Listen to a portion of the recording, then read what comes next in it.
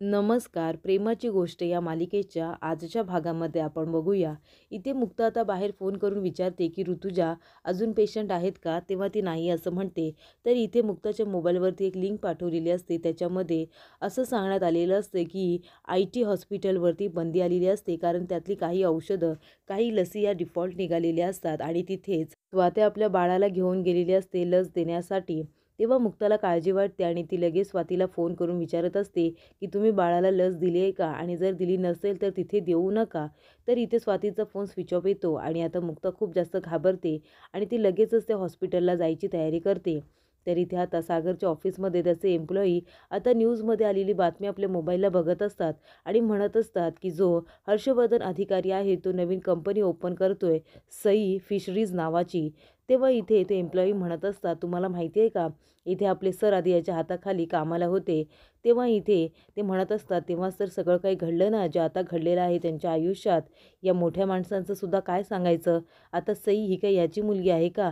तर सई फिशरीज नावाची कंपनी हा ओपन करतोय ते. तेव्हा इकडे बडी बडी बाते असं म्हणत असताना आणि एकमेकांना डाळी देत असताना सागर तिथे येतो आणि त्यांचं बोलणं ऐकतो. तेव्हा सागरला बघून त्याचे एम्प्लॉई आता खूपच जास्त घाबरतात. तरी ते सागर आपल्या ऑफिसमध्ये येतो आणि न्यूजपेपरमध्ये बघतो, तरी ते सई फिशरीज नावाची नवीन कंपनी हर्षवर्धन ओपन करत असतो आणि तेव्हा सागरला खूप जास्त राग येतो. तेवढ्यातच तिथे मिहीर येतो आणि विचारतो, काय झालं दादूस? तेव्हा सागर तो पेपर त्याच्याकडे देतो आणि म्हणतो, हे बघ, काय गरज आहे याला सईच्या नावाने कंपनी ओपन करायची. आणि तेवढ्यातच सागरला त्याच्या मोबाईलवरती सईच्या प्रिन्सिपलचा फोन येतो आणि ते प्रिन्सिपल म्हणत असतात, मी सईच्या शाळेतून तिची प्रिन्सिपल बोलते, सागर कोळी का? मला तुमच्याशी थोडं बोलायचं आहे, तुम्ही येऊ शकता का? तेव्हा सागर म्हणतो, सई ठीक आहे ना? तेव्हा त्या म्हणतात, सई एकदम ठीक आहे, मला तुमच्याशी थोडंसं बोलायचं आहे.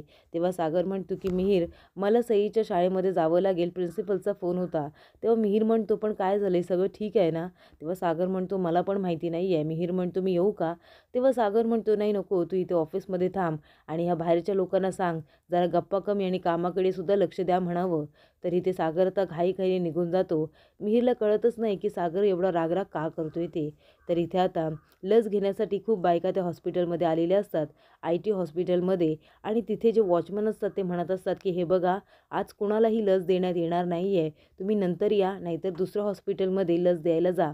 तेव्हा ते म्हणत असतात, नाही आता आम्ही इथे आलो आहे तर आम्हाला इथेच लस द्यायची आहे. तेवढ्यातच मुक्ता तिथे येते आणि म्हणते, हे बघा, तुम्ही कोणीही लस घेतलेली नाही आहे ना, इथे कोणीही लस घेऊ नका. मोबाईलवरती न्यूज सगळीकडे व्हायरल होते की इथे डिफॉल्ट औषधांचा स्टॉक आहे, त्याच्यामुळे आता तुम्ही कुणीही आपापल्या बाळाला लसीकरण करू नका. आणि तसंही अजून इथे कोणी बायका नाही आहेत ना आतमध्ये वगैरे. तेव्हा ते वॉचमन म्हणतात की नाही, आता इथे कोणीच नाही आहे. तर इकडे आता प्रिन्सिपल मॅडम म्हणत असतात की हे बघा सागर कोळी, तुमच्या मुलीला मॅथ्समध्ये किती मार्क्स आहेत बघा, प्रत्येक जागी 0 आहे. आणि ही बघा इंग्लिश, आम्ही इथे आठवड्याला काही शब्द देतो मुलांना सोडवण्यासाठी, तिने एकसुद्धा शब्द व्यवस्थित लिहिलेला नाही आहे, सगळं काही चुकीचं आहे. तेव्हा इथे सागर म्हणतो, तुम्हाला माहिती आहे ना काही दिवस आमच्या घरची सिच्युएशन. तेव्हा प्रिन्सिपल म्हणत असतात, कसली सिच्युएशन म्हणताय तुम्ही? अहो, तिच्याच वर्गामध्ये एक मुलगा आहे, त्याची आईला कॅन्सर आहे, त्याचे वडील व्यवस्थित कामाला नाही आहेत, त्याची मोठी बहीण कामाला जाते, त्याच्याकडे शिक्षण, त्याला शिकवायला घरामध्ये कोणीच नाही आहे, त्याची आई 2 दिवस आधी एक्झामच्या वारली, तरीसुद्धा त्याचा 2रा नंबर आलेला आहे स्कूलमध्ये. याला सिच्युएशन म्हणतात.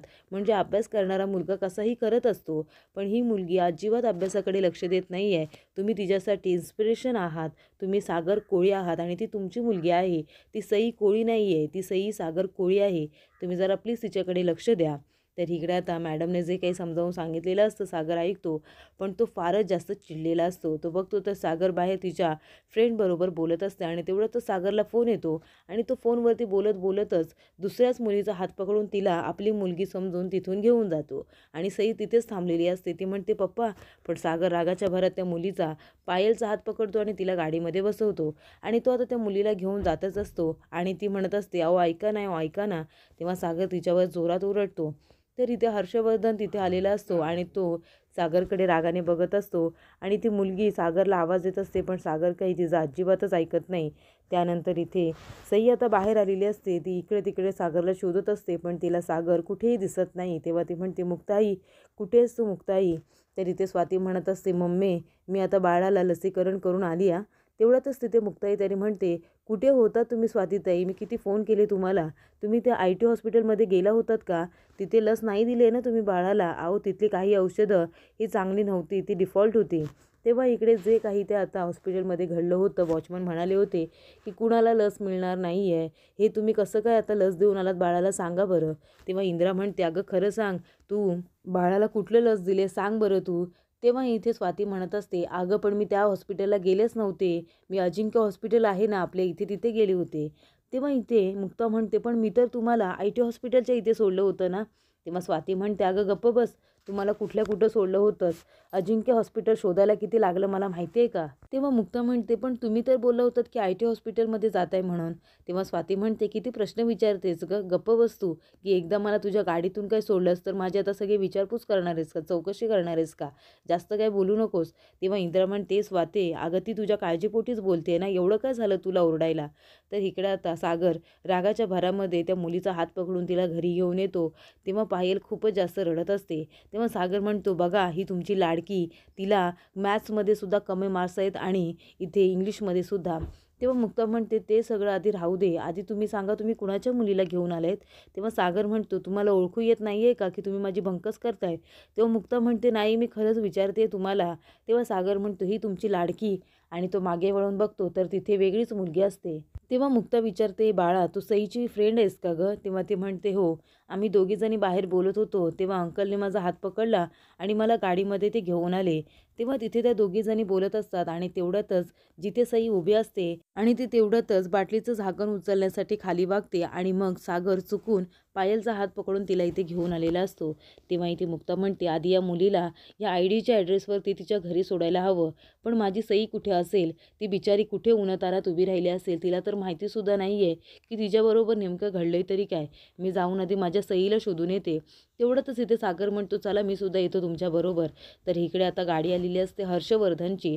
हर्षवर्धन सईला आपल्याबरोबर घेऊन येतो आणि त्या मुलीच्या पायलच्या आईवडिलांना सुद्धा तो घेऊन येतो. तेव्हा इकडे सागरला आता पायलची आई खूपच जास्त बोलते. ती म्हणते, काय हो तुम्ही सागर कोळी आहात ना? दुसऱ्याच्या मुलीला घेऊन आले हे साधं कळत नाही का तुम्हाला? तुमची मुलगी समजून तुम्ही माझ्या मुलीला घेऊन आलात. मी किती 1 तास माझ्या मुलीला शोधत होते. मी तर पोलीस स्टेशनला जाणार होते तक्रार करायला, पण ह्यांनी आम्हाला इथे घेऊन आले कारण ते तुम्हाला ओळखतात म्हणून. तेव्हा हर्षवर्धन म्हणतो, जाऊ द्या हो, आता पोलीस कंप्लेंट वगैरे कशाला करताय? चुकून झालं ते. सागर मनापासून सॉरी म्हण बरं त्यांना. तेव्हा सागर म्हणतो, हे बघा मी तुम्हाला सॉरी म्हणतोय, चुकून मी तुमच्या मुलीला इथे घेऊन आलो माझी मुलगी समजून. तेव्हा मुक्ता म्हणते, हे बघा मी आमच्या दोघांच्या वतीने तुम्हाला सॉरी म्हणते, पुन्हा असं होणार नाही. तेव्हा सागर आता घरी जातच असतो. तेवढ्यातच हर्षवर्धन त्याला खांद्यावरती हात ठेवतो आणि म्हणतो, सागर थांब रे. अरे काय करतोयस तू? स्वतःची मुलगीसुद्धा तुला माहिती नाही आहे का? 7 वर्ष सई तुझ्याबरोबर राहते, पण तिचा हात न पकडता तू दुसऱ्याच मुलीचा हात पकडून तिला घरी घेऊन आलास. तुला स्पर्शसुद्धा कळला नाही तुझ्या मुलीच्या हाताचा. त्यासाठी कधीतरी प्रेमाने सईचा हात आपल्या हातामध्ये घ्यायला हवा होतास, पण ते तर तुला जमलंच नाही. आणि जरी तू सईला घेऊन आला असतास ना तुझ्या घरी, तरीसुद्धा हेच लोक बोलले असते की तू दुसऱ्याच्याच मुलीला तुझ्या घरी घेऊन आलेला आहेस. कारण सई ही सई सागर कोळी नाही आहे, तर सई हर्षवर्धन कोळी असं तिचं नाव आहे आणि ती माझी मुलगी आहे. तिच्यासाठी तू एवढे प्रयत्न केलेस ना, तिची कस्टडी मिळवण्यासाठी लग्नसुद्धा केलंस, पण त्याचा काही उपयोग होणार नाही आहे. कारण सई माझ्याकडेच येणार आहे, कारण ती माझी मुलगी आहे. असं हर्षवर्धन म्हणतो, सागरच्या मनामध्ये शंका निर्माण करतो आणि तिथून निघून जातो.